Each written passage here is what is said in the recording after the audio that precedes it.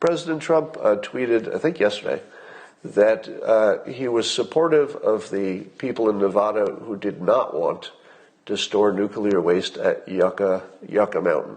Now, I don't know a lot about the topic, except that nobody wants nuclear waste stored in their backyard. And the president mentioned that they were looking at innovative alternatives. Well, one innovative alternative would be to find an organic way to put your nuclear waste somewhere and have the mushrooms eat it. I don't know what becomes of the mushrooms. I assume they develop superpowers and eventually secret identities and fight crime. And that's good too, because we have too much crime. So if your fungi eat the radiation and become superheroes and fight crime, well, that's a twofer. You got two things there.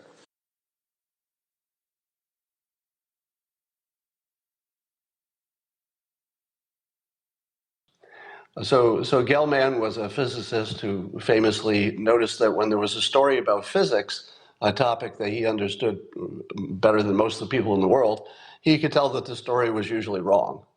But if you looked at a story on some other topic in which he was not an expert, Gell-Mann, that's his last name, 2 words, I think, he couldn't tell. But he believed the other stories, even though 100% of the stories that he understood the topic better than the news understood it, he knew that they were wrong. So he was saying, okay, what are the chances that these other stories are all right when the only thing I understand is always wrong? So that observation should tell you what to believe. It was an interesting story. Somebody said this is an older story, but I only saw it today, so I tweeted it around. Apparently at Chernobyl, they have discovered a type of fungi that eats radiation that's found inside the nuclear reactor.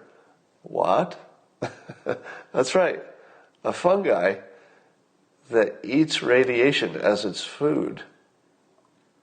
Now, can that be, commercialized? Is it an answer for storing spent fuel? I don't know. Probably there might be a lot of obstacles to actually using this, but it's the sort of surprise that you can guarantee will happen between now and the next 100 years. In other words, in this whole realm of climate change and nuclear energy and fuel in general, this is exactly the kind of surprise, whether this one turns out to be meaningful or not, we don't know.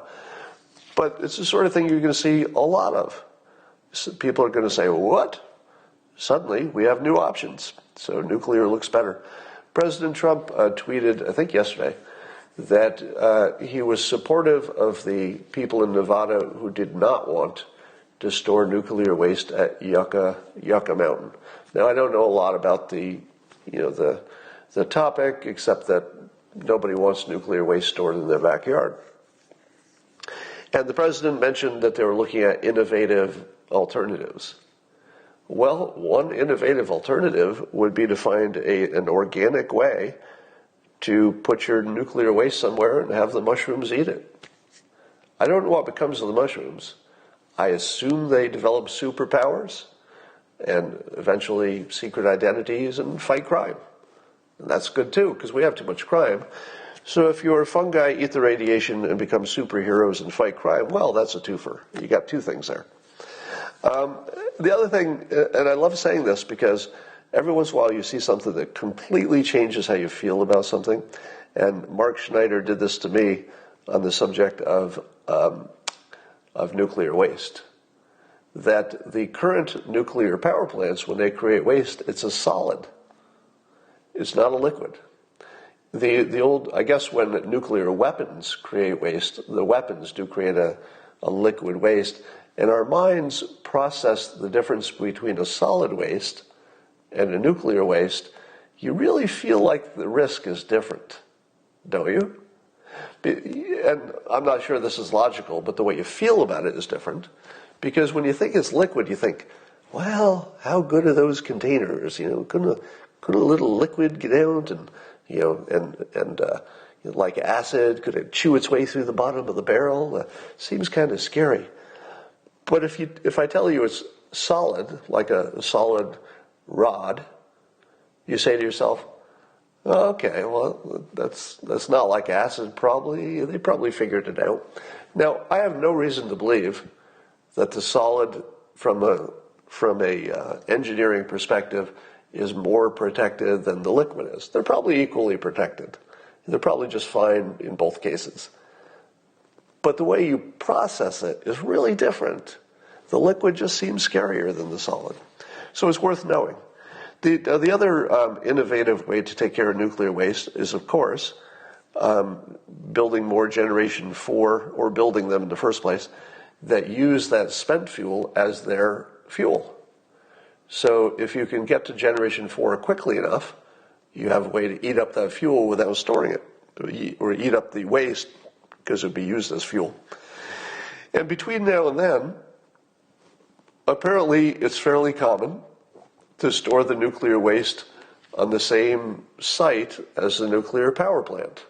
I guess that's a normal way it's done, which makes me ask, what's wrong with just doing that? If you've already got a nuclear power plant, isn't the local population already as scared as they need to be? I mean, they're already not building their house next to it. You know, they've got a little bit of space there, but it's not their biggest problem. You know, if it's a nuclear power plant, the thing people are worrying about is the nuclear power plant, unfortunately.